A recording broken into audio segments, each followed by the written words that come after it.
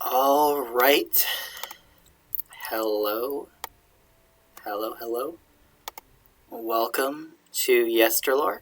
Apologies for being a few minutes late. My computer decided to open everything that I repeatedly tell it not to launch on startup. Decided to open everything on startup and had to close everything in order for OBS to run at all. So I apologize for that.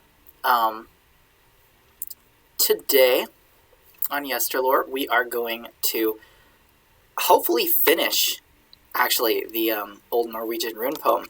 We got like one rune shy of halfway done last time. And I think we can finish this time because I don't have the same level of preamble that I had last time.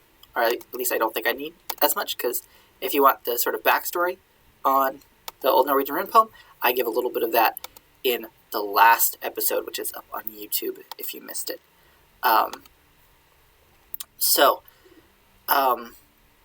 I do briefly want to talk about what the plan is next week, so we're going to have yesterlore at the same time. But if we finish the old Norwegian rune poem, the next thing on the docket is the old Icelandic rune poem. But like I did between the old English rune poem and the old Norwegian one, I want to take a break in the weeks to do something other than a rune poem.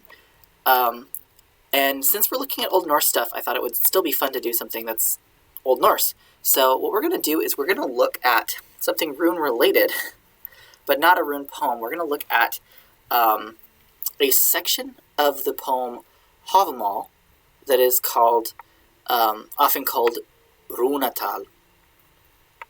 And that is the section of Havamal which discusses how the god Odin first got the runes. Talks about the runes in a sort of meta way in Havamal. It doesn't actually talk about them quite as much as you'd think, but it is still interesting, and it's a chance for us to look at some ljóðaháttr poetry, which is good to have a little bit of experience looking at before we get into the old Icelandic rune poem, because that seems to be writing in a not exactly the same style, but a similar style of poetry, metrically. Very different from what we see here in the old Norwegian rune poem, where we have rhyming couplets. But with that said, so next week we will be doing runetal, and then the following week we'll be coming back to rune poetry, doing the old Icelandic rune poem. Now there's some other ancillary rune-related stuff, like old manuscripts we can look at. We can look at what's sometimes called the Swedish rune poem. It's an early modern Swedish rune poem. We could look at the Abecedarium Normannicum, which is a very short, sort of what seems a lot more clearly to be a mnemonic device for some runes, but not all of them. And we could look at the names of the Gothic alphabet letters. We could do that. But I don't think any of those would be like interesting enough to warrant an entire yesterlore. We could kind of compile all those together if people want. Or we could just move on to something other than rune poetry entirely. Once we finish the old Icelandic rune poem, I think I'm going to let you all decide what you want to see more. So let me know if you have things you'd like to request. I'm open to all suggestions, at least the concept of them, because even if it's something I can't do in yesterlore, I want to do a compilation video of things I'm not going to do in yesterlore, but places where you can see other people doing those. So any suggestions I am open to, so please feel free to do so. Okay, now without further ado, I'm going to get to where we left off, which was on the last time we finished Hagal, and we're going to move on to nauðr. Alright, so we've got nauðr, and Google Docs likes to do the thing where when I click on something, it moves it all the way over there. So I am going to, instead of having to fight that the whole time, I'm just going to change my interface a little bit. Playing the OBS display game today. All right, that should be a bit better, and I can make it a bit bigger too. Let's do that. Cool. So we are at,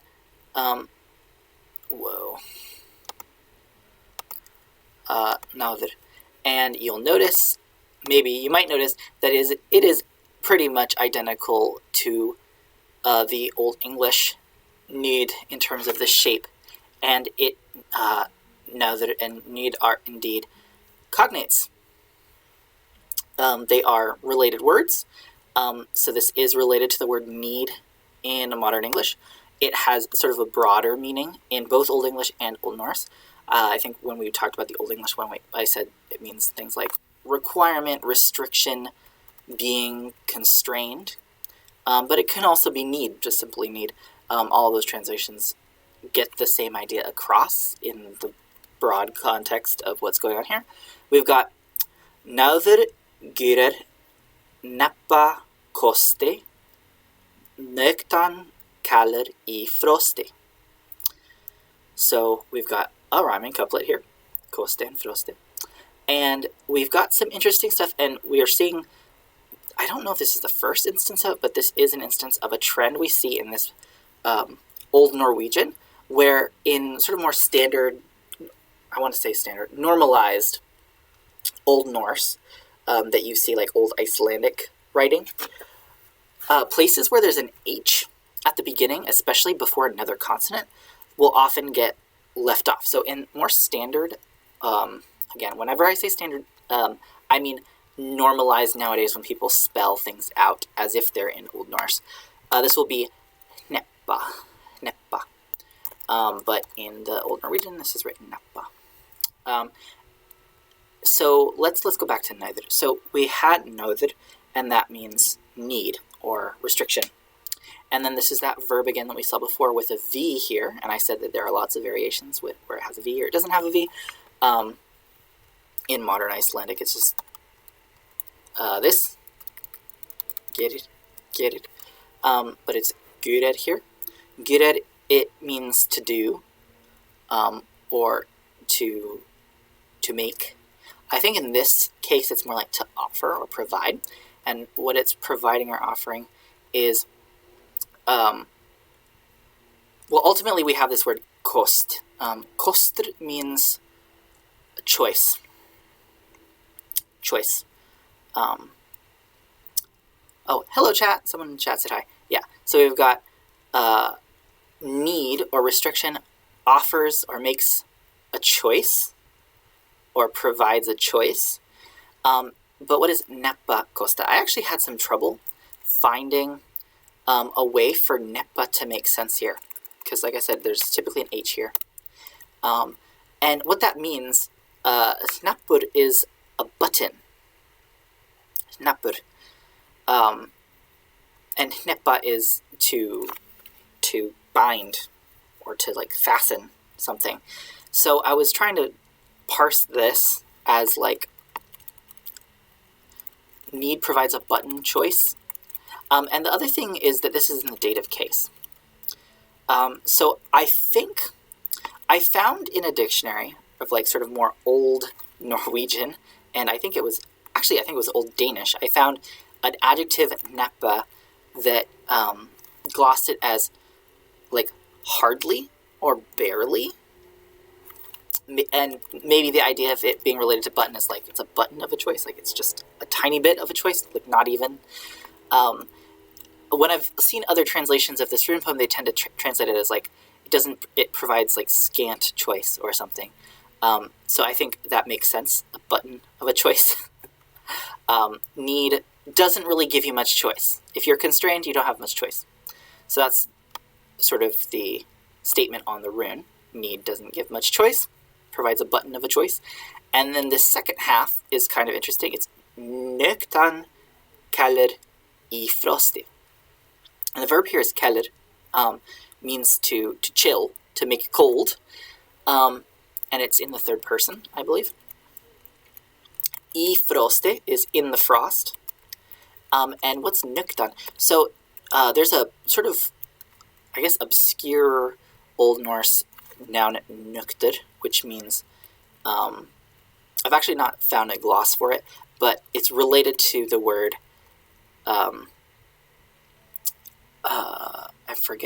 I'm actually forgetting the infinitive of the verb, but nukter basically means like naked one.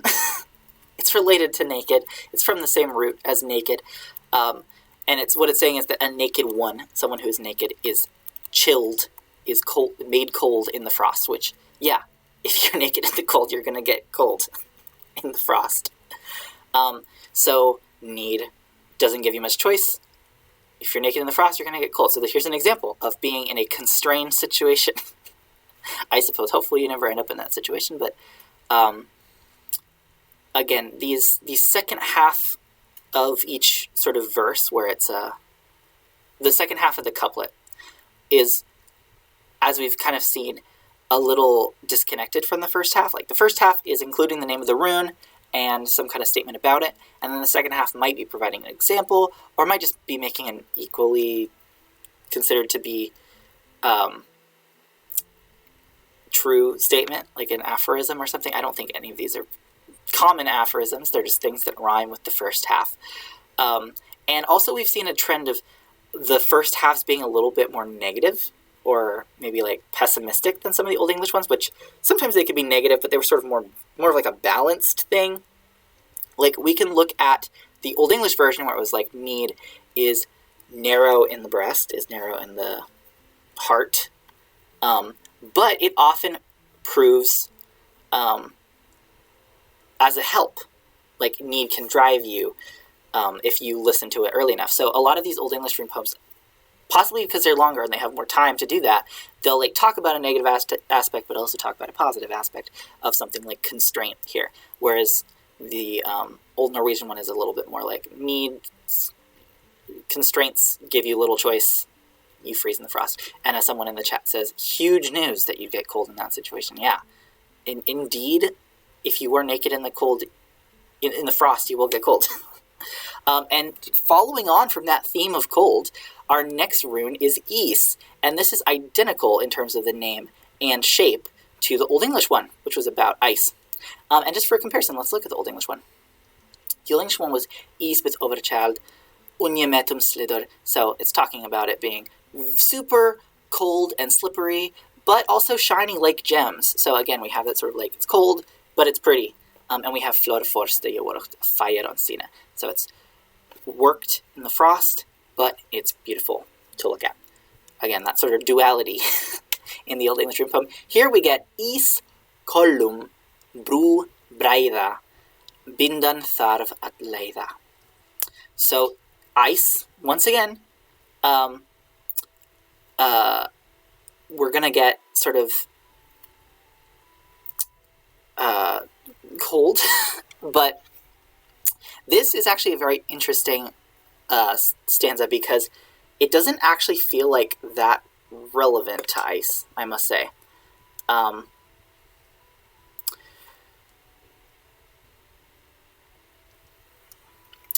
So what does it say? It says, kollum, which is our verb actually. Kollum is we call. It is related to the verb call. It's cognate. Kalla is the verb. Kollum is sort of we call. So is kollum, ice, we call bru breida. Breida is a cognate to broad in Old English, which is where we get the word broad from. Broad as in wide. And bru is a bridge. Ice we call a wide bridge.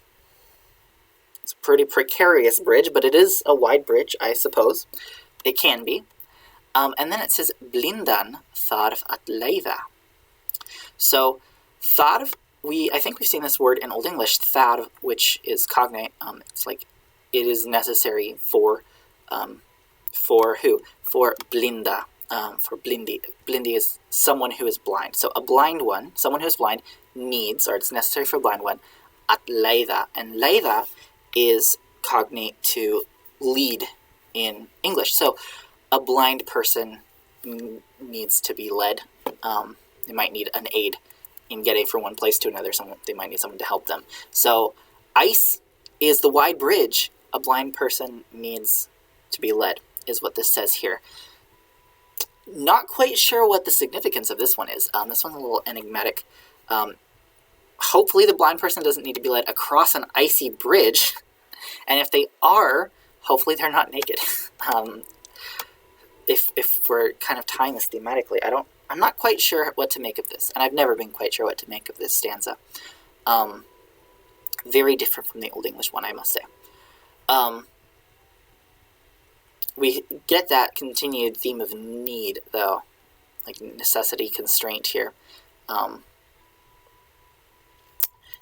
Here we get a rune that is different, and this is one of our another one of our situations where there was like sort of shuffling of the shape, but also the sound and how the sound is mapped to the shape. So there is a cognate rune poem for this rune. Now this rune in Old Norse represents a, usually, or a long, whereas this is usually representing all.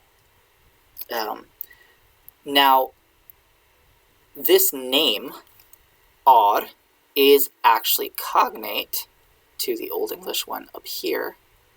Yer, more standardly in West Saxon, it would be yar, which is year. It's where the word year comes from. The shape, obviously, is a bit different. It's more like sort of a reverse of the N rune in terms of this slope. It has a positive slope instead of a negative slope. That's kind of how one way you can remember to which one is which. The need rune has a negative slope because it's about constraint, and so it's more sort of negative. And then odd has a positive slope because it's like the year progressing. I don't know. That's one mnemonic I've seen people use. But let's read it and translate it. So it's odd gumna gove, getik at odd var frove. So odd, and in Old Norse, odd is more like, so it does mean year, and in Old English it can also mean year, but it has more to do with the cycles of the year, and it's commonly translated as harvest, this word, in Old Norse. It's like your yearly thing that you do is harvest. So, and I think harvest makes the most sense here.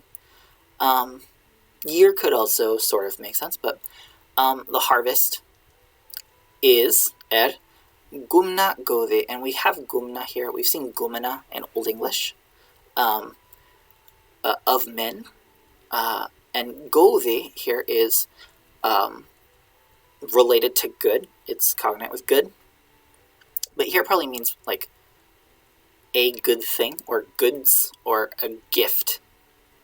So like the year is a gift, the gift of men, or the good of men, or for the good of men. It's actually in the dative, so that might make a little bit more sense. Now, conspicuously, the alliteration with yad here is G in Old English. G here, gumena, and god, because in Old English, G, when it's before a vowel, can make a y sound. Now that y, it comes from what was originally a J, like a yod, a y. That goes away word initially in Old Norse, but interestingly, it's still gumena here in the Old Norwegian poem. I just think that's interesting. That's another instance of like there's a very similar sort of parallel being drawn between the rune and another word, like we had with the coldest corn here, where we had hagal kaldast korna, and the Old English had hail huitust korna. So it's like the most something corn for hail. And here we have the year, or harvest, is of men. Here's good. In Old English, it was hicht, hope. Again, kind of a positive thing. So this is positive, like the Old English one is. And then the second half, getik at or var frodi. That part, getek.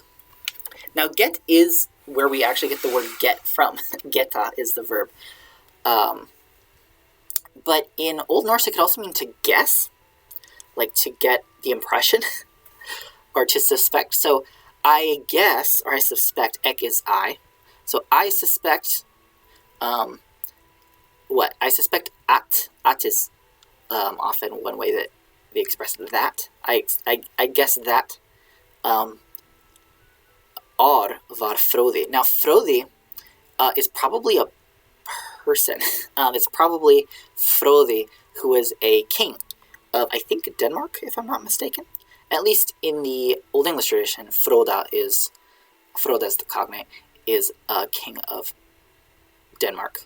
A Danish king, at least. Denmark as a country didn't exist, but in Denmark he was a king. I think of the Danes. And his depiction is a bit different between the Old English and the Old Norse tradition, but he exists in both. He's mentioned in Beowulf in Old English. And Frodi, the name means, like, Frod means wise as an adjective. It's Frod in Old English. If you've ever seen or heard of The Lord of the Rings, the main character Frodo, he's named after this king, Froda, which means wise one. So he's named wise one, Frodo. So Frodi is like wise one. And it says, I suspect, or I guess, that Frodi var, which is the cognate of was, or. And or here means, it means a lot of things. It's cognate to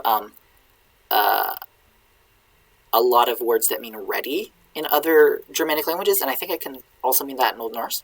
But here it's more like open-handed, like ready to give things, generous, maybe, or just open-handed, I might say. So the year or the harvest is goods, the good of men. It is the gift for men, and this king was generous, I think.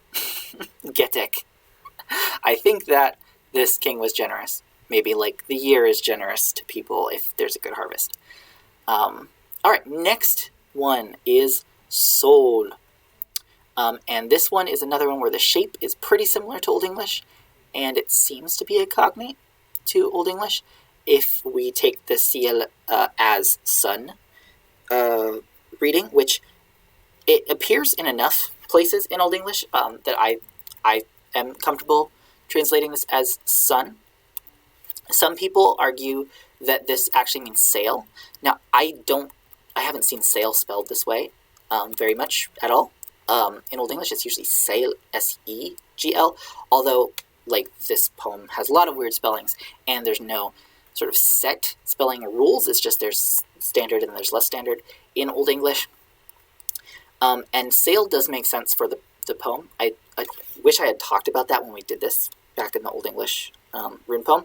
I forgot to talk about the sail interpretation, but yeah, so this could be the sail is always hopeful for sea travelers, which makes sense on the sea, but in terms of cognates and stuff, this word it's very defensible for this to be the sun, especially because it's the sun in both of the Norse rune poems.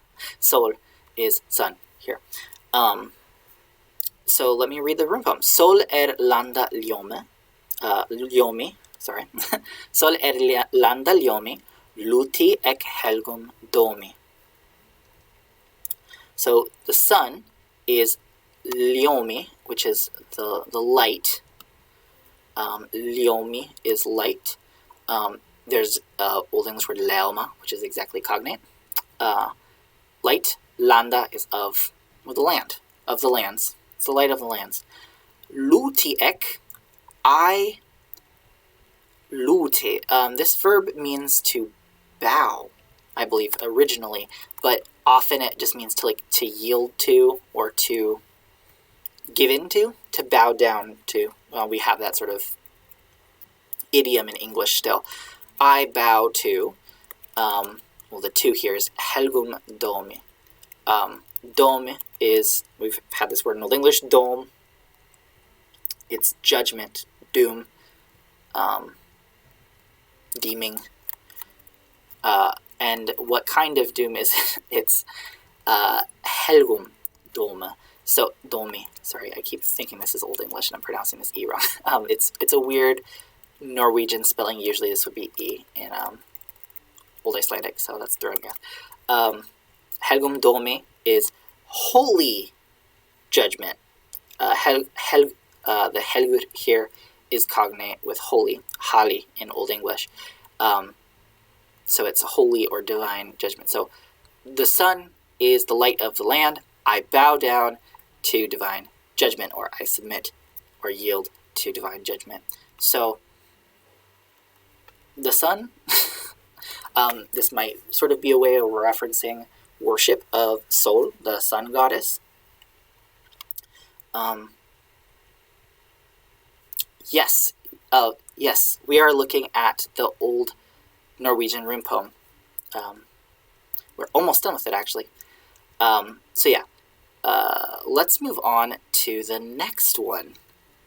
And this is yet another rune in the Younger Futhark, which is pretty identical to what we saw in the Old English rune poem. And this name here, I talked about this a bit when we were looking at the Old English, seems to be cognate, and that's sort of the justification for that whole astronomy and deity interpretation of the Old English that didn't really make sense with the glosses of the word, but it makes sense with the actual poem itself. But in Old Norse, it's a bit more straightforward in both the Norwegian and Icelandic rune poem. So we're going to start with, of course, the Norwegian. We have Tyr einender asa, oft verður smiður at blåsa. And again, we have an example here where in Old Icelandic, we'd expect an H here. And that's going to make sense in just a second, because I'm going to translate this. Tyr here, which is the god Tyr. We talked about him when we were doing the Old English rune poem.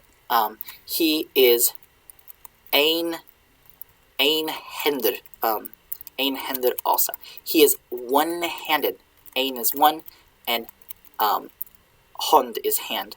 This is more of an adjective, one-handed. And then Asa is of the gods. It's in the genitive plural.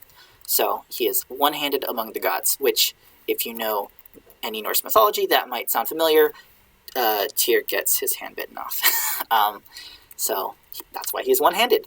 And then our second sort of rhyming second half of the verse that isn't quite directly related, we've got oft verður smiður at blåsa. Often, oft. Verður. We've had this verb before. We had it way up here in the first one. Gets his hand bitten off. Spoilers much. Yeah, no, spoilers. Old Norse mythology spoilers, sorry. It came out like 1,000 years ago. Sorry to sorry to spoil that for you. So we have often, and then whether this verb here, I talked before about it meaning like to become or for something to come to be. In this context, when we have whether and then we have a at and then an infinitive here, blåsa is to blow. It's like, it can have a sense of like, it must come to be, like it often is the case that smiður, the smith, must blow. I'm guessing on his fire to keep it going.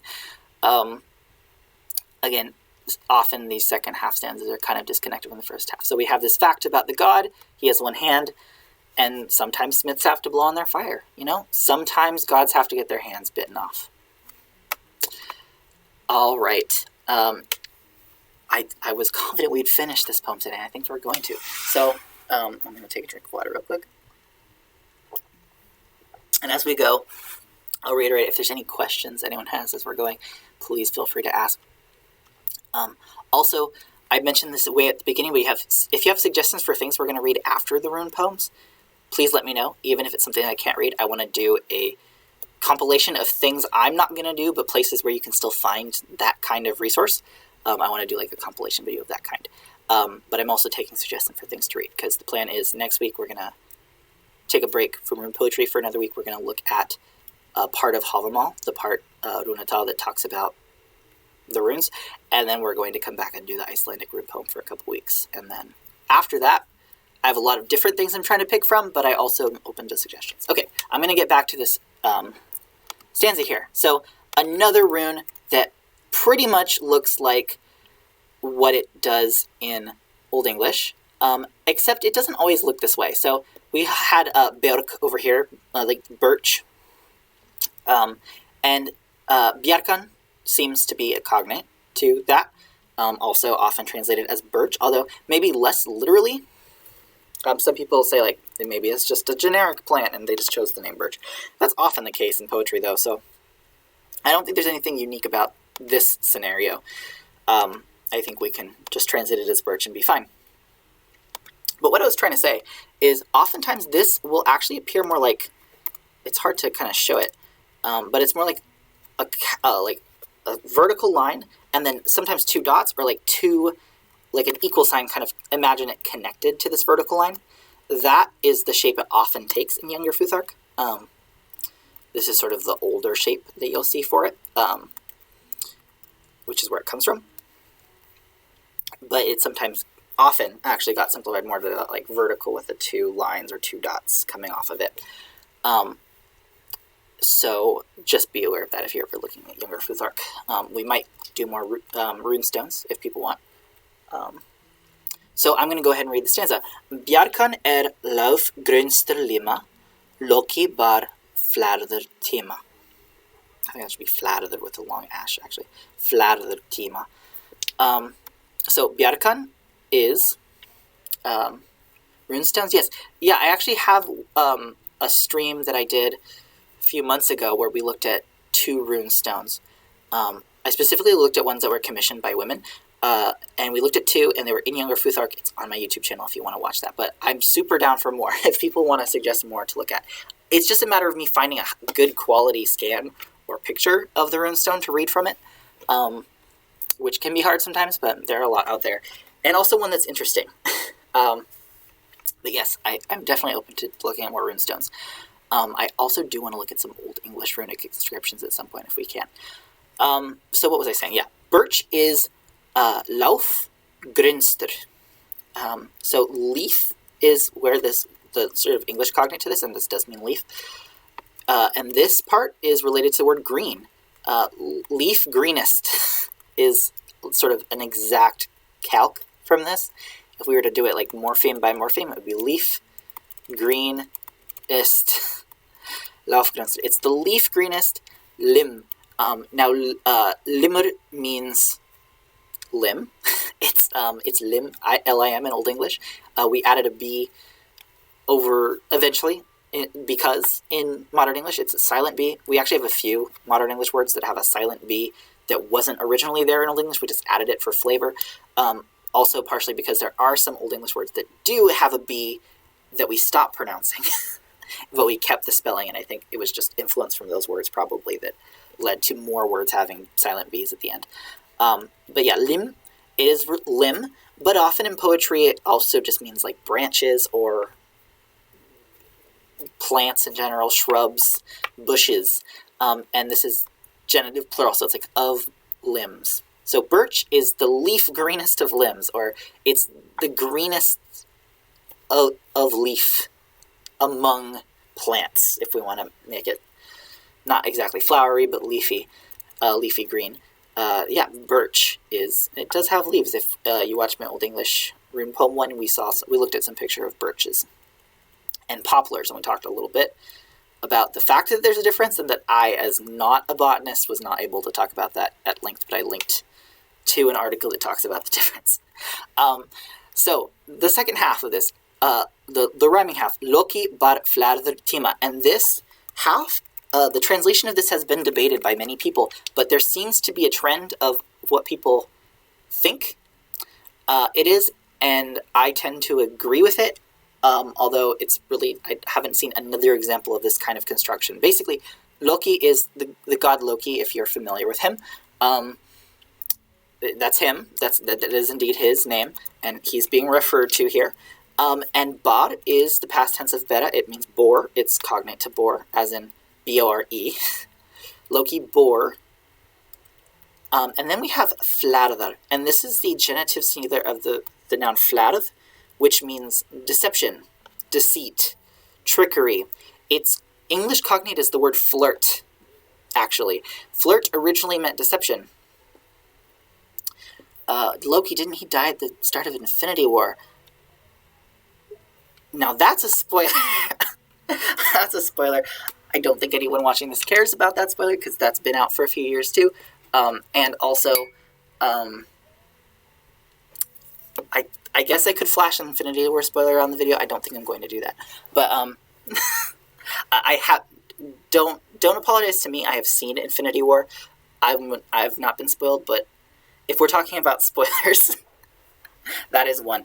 The movie's a few years old now. I think it's fine. And also, the canon of that is complicated anyway, like whether or not that's true. So I'm just going to say, let's move on to the actual Loki I'm talking about, which is the deity, not the alien from Marvel.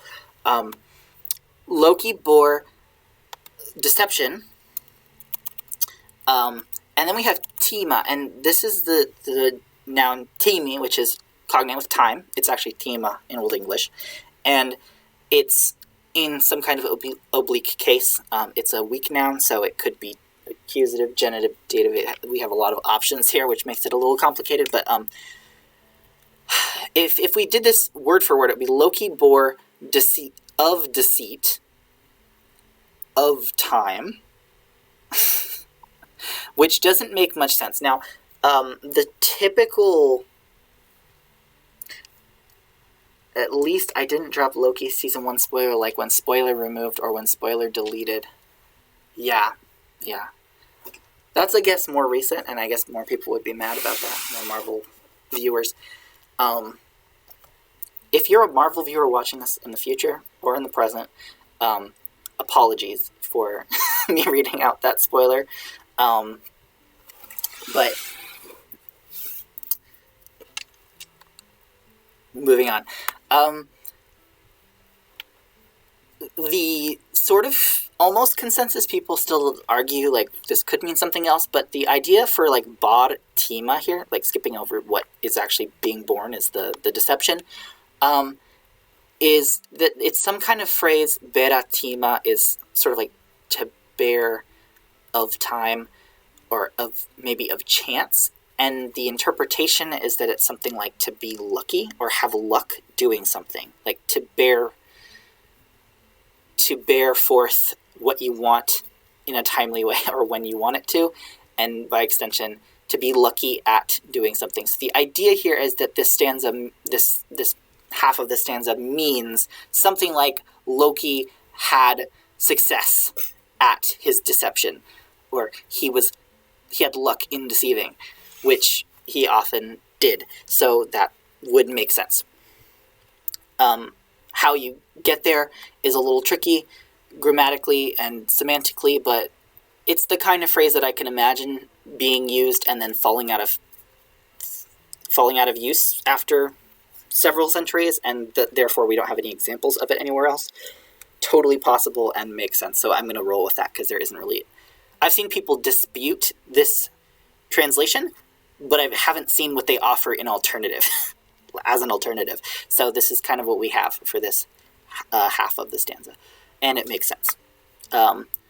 Birch is a green plant. Loki is a successful trickster. Makes sense. All right, let's move on to this one. Now, this is where we get the runes that look like other runes again.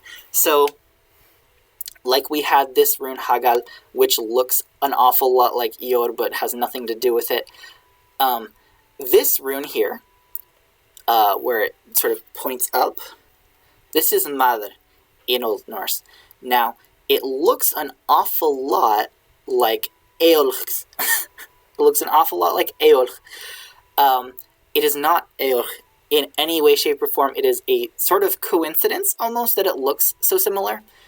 This is the natural development over time of man, which we saw in Old English, which means man, and nauðr means man. It's just over time it got simplified. Often you'll see it instead of as like this shape in a lot of sort of runic inscriptions. You'll actually see it as like a vertical line with a circle on the top. And it's sort of like this shape is complicated to try to write out.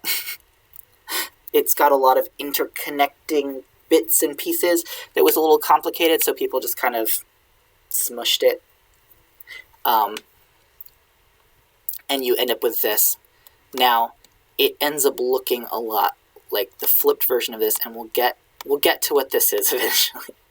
But this one, so what happened is, unfortunately, this rune with this shape, and I suppose some of like the inferred meanings of this rune poem, but really more like Guido van List's interpretation of the Armanen runes from the Havamal that he made up.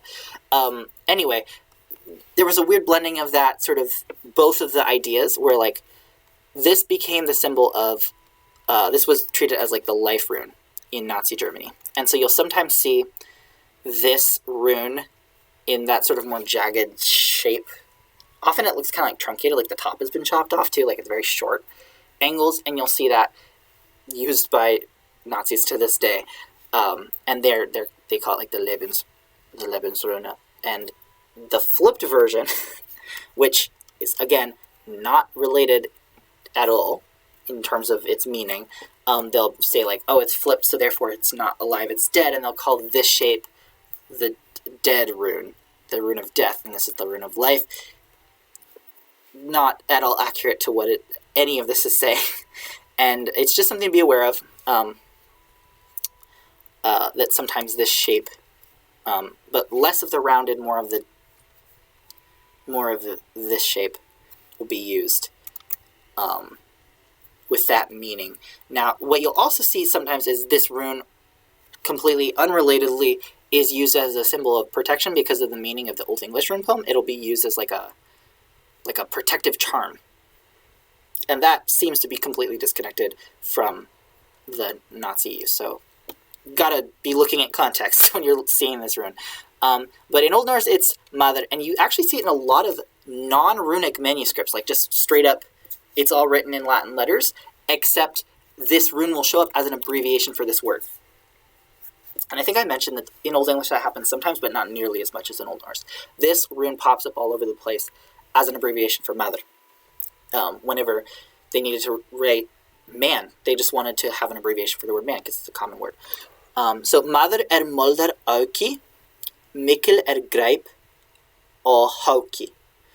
So nauðr man is, and we've talked about this before, man in Old English and Old Norse, especially in Old English, but to some extent in Old Norse too, doesn't necessarily have the same gendered, like strong gendered connotation, but it does have a gendered flavor by default, usually, especially in Old Norse, maybe a little less so in Old English, because guma is way more common than gumi is in Old Norse. But anyway, because man is moldar auki. Now, auki here means an addition or an augmentation or increase of something. There's a verb, I think it's eika. It might be auka. I'm forgetting what the infinitive of the verb is, but it means to increase, and it's related to this. And then it's the increase of what? The augmentation of what? Mold. Mold means the soil or the earth. So man is an increase of the soil or an augmentation of the soil. This might come from the idea that humans are made from the earth, which isn't exactly what happens in a lot of the recorded Norse myths that we have passed down to us, but it does happen in some. And just the idea that people come from vaguely the earth, they're an improvement on the earth, or they're a forthcoming from the earth. Now it says mikil, which means great. We had michel in Old English, which is cognate. Greip og hauki. So great is the grip, the grasp, to hauki, which is to the hawk. Haukur is hawk. So the hawk's grip is strong, basically, is what this is saying. Hawks have they have talons, so they can grip very strongly. So people are an improvement of the earth, or they are the augment of the earth, just like the grip of a hawk is strong. Again, I think it's just sort of generic truths that can be agreed upon. Now, this next one is Another sort of uncomplicated comparison to Old English, we've got this same shape that we had before with lago. In Old English, lago meant water, body of water, lake, but not always lake. It could be ocean, it could be stream, it could be any sort of body of water, lago. And similarly, lauðr had that same sort of breadth of meaning, just any kind of water, body of water. Lauðr faller or foss, and gull nauðr. This is another one where the rhyme is a little off, like it's not a perfect rhyme. Unlike with this one where I found a pretty nice way, meaning-wise, to get it to rhyme by swapping some things around, this one's a little trickier to do, and I think they just struggled to get this to rhyme. I haven't seen any emendations that really fixed the rhyme. At least I wasn't able to find any. But let's start interpreting. So, lauðr, the body of water. Faller or foss. The next noun we have here is fjalle, but that's an object of or, like out from the fjall, and fjall is the mountain. Foss means, sometimes it's foss in sort of Old Norse, it's force, and that gets loaned into English as the word force, F-O-R-C-E. Not force, as in a force of energy. That one comes from Latin through French. There's an old Northern English, I think it's still in use of the word force meaning waterfall. And that is what it means in Old Norse. Foss or fors means waterfall. So it's a waterfall from the mountain, and faller means falls. So the waterfall, I think the best way to translate this is that the subject is actually foss. The waterfall is lauðr. It is a body of water. So the body of water is a waterfall, or vice versa. But I think it makes more sense if we start with the waterfall. The waterfall is water that falls from the mountain. And then we have en gull nauðr. And, or but, gold, or of gold, are, and then nauðr. Nos is an ornament, something that's worn for decoration. Jewelry, I would say, maybe as a translation for this. Jewelry is made of gold, often, in especially the Viking Age. So yeah, a waterfall is water from the mountain, water that falls from the mountain, and jewelry is often made of gold. Okay, no arguments there. Which brings us to the last one, and here we have another complicated swap of sound and meaning and value. So there's two parts to this, or I guess I'll take it in two steps. Step one, the rune shape itself and what it signifies. So this rune, when you see it on a runestone, it signifies what is typically transcribed as a small capital, well, that's not coming out, small capital R. Now that is not an IPA symbol, that's not like what it phonetically is. It's probably some kind of backed Z sound, maybe a lowered back Z sound, so it's like a Z sound. It comes from the Proto-Germanic Z. Now in older, like Proto-Norse inscriptions, we actually see it right way up, and it's cognate in shape to eolch in Old English, but it represents a Z when it's right way up, and that's what you see in like the super early, like some of the continental Germanic stuff, like the stuff that gets pretty close to Proto-Germanic, where the value of this is Z, and it flipped but kept its value in terms of its use. And this in sort of more standard Old Icelandic and in Old Norwegian just merged with normal R, but was still sometimes spelled differently on the runestones, just because it might have still been pronounced slightly differently. But eventually it merged with R, and from then on it was just another R. Just R. It pretty much only shows up at the end of a word, sometimes within a word in really old words, but that usually goes out pretty fast. So what happened is the original, which is the flipped version, its name in, like its reconstructed name in Proto-Germanic is, it varies. Sometimes it's Elchas, sometimes it's Algis. There are different reconstructions. They all sort of mean something about elk. Now, the Old English poem is about elk sedge, we're pretty sure. The plant, like the poem seems to very clearly be about a water plant.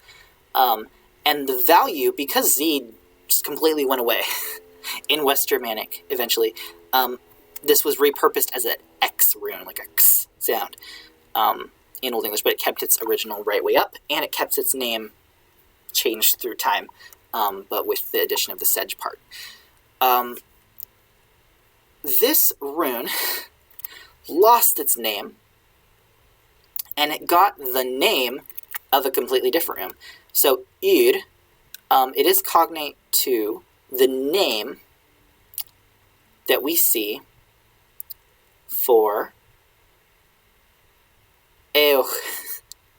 This rune. Now, this rune, there are some different reconstructions, either like echas, ehuas, ihuas, depending on like what stage of Proto-Northwest Germanic you're trying to reconstruct for. It means U-Y-E-W, as in the plant. We talked about it being a tree when we were reading the Old English rune poem.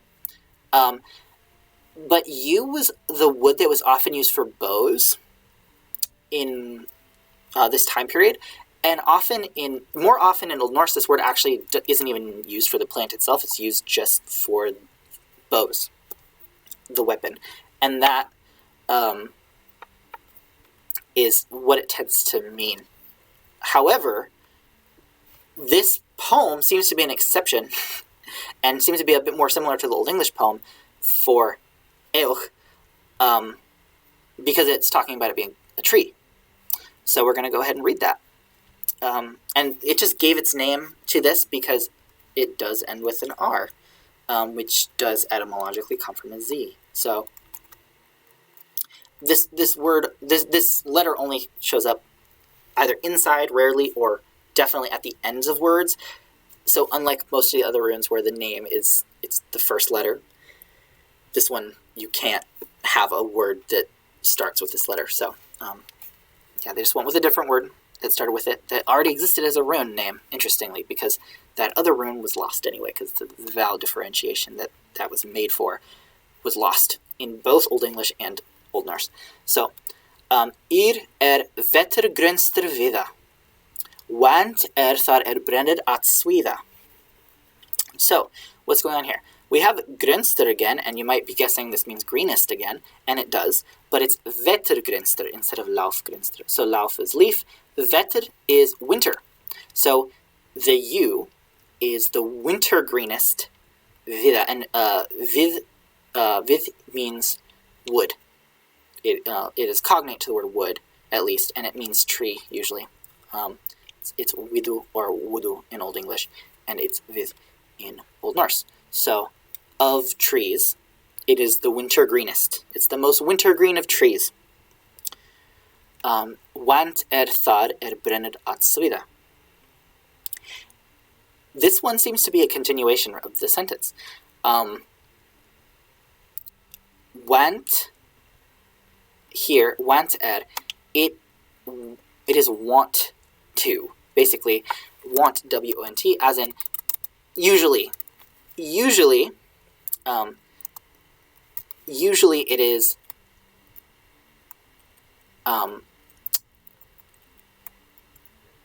there's a little bit of difficulty translating word for word here, but it is brenned. It is burnt. It burns there, or where, or probably more like when, at swida. Swida means singed. So what's going on is it's like want swida. It is want to be singed whenever it burns. Now this is kind of interesting, again, as a comparison, to the rune poem for Eoch. We had fire here too. It was Eoch bith utan uns medetreo, had hrusan fast hyrde fires. It was the warden of fire, the guardian of fires, like hard, fast in the earth. Its roots underwreathed. It talked a lot about it being strong, firm, and the warden of fires, which we weren't quite sure what that meant. Maybe it's like just hardy when there's fire, but we see that same sort of fire being brought up in this rune poem as well, which is interesting. For not the same rune, this is a different rune, but it's the same rune name. It's a cognate rune name with a sort of similar idea of it being a strong tree and fire is coming up here. Okay, and that is the Old Norwegian rune poem. We finished it. Like I said, this one is a lot shorter than the Old English rune poem because each one is only a couplet, a rhyming couplet. The Old Icelandic rune poem is a bit longer, just because each stanza is a bit longer. So we'll have some interesting things to talk about there. But next week we're going to be looking at Runatal from Havamal. So that is all for today. It is 8:01 for me, so I'm going to end the stream here. Thank you everyone who watched today. Definitely let me know in YouTube comments, or if you are able to get contact of me. Let me know if you have any questions about future streams or suggestions for future streams, and I will appreciate hearing those. Thank you, anyone who's watching this asynchronously in the future. Have a wonderful rest of your time, whatever time zone it is for you, and thank you. Goodbye.